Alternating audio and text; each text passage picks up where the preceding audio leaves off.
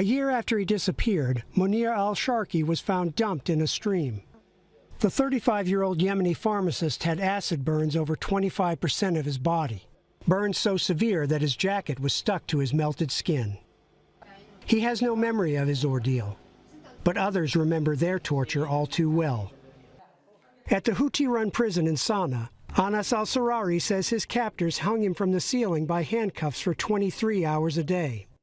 Released after 4 months, the 26-year-old activist is now paralyzed. يعني مثلا كهربوني هذا أخف من هذا أكثر شدة من الكهرباء. القتل أخف من التعليق. لأن التعليق العذاب فيه في الفترة اللي بيجلس فيها.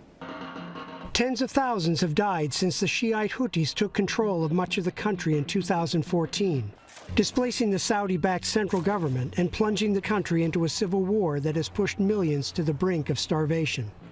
Thousands more have been abused in what one group says is a network of secret prisons belonging to Houthi militiamen. The group, the Abductees Mothers Union, claims to have documented at least 126 torture deaths. Their suffering underscores the significance of a prisoner release deal reached this week during UN-sponsored peace talks. While the coalition side will release captured Houthi fighters, most of those to be freed by the rebels are civilians, arrested in brutal sweeps aimed at suppressing any opposition.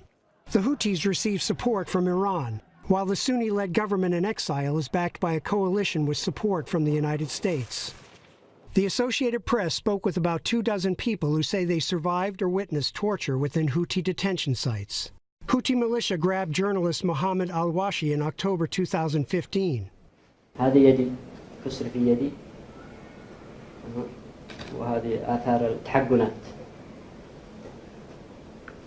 وهذه آثار ضرب بالأسلاك الكهربائية هذه الخطوط. There have been atrocities on both sides in this struggle.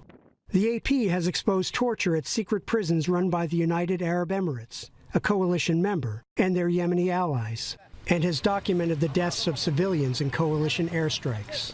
Houthi leaders deny they engage in torture, but in the summer of 2016, a committee led by the Houthi leader's brother was set up to examine reports of torture and indefinite detentions. The group sent the leadership this video, a copy of which the AP obtained.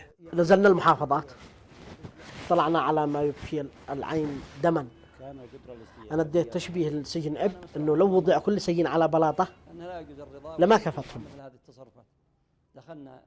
The committee says it freed more than 13,000 people in its first 3 months. Eventually, hardline security commanders shut it down. Alan Breed, Associated Press.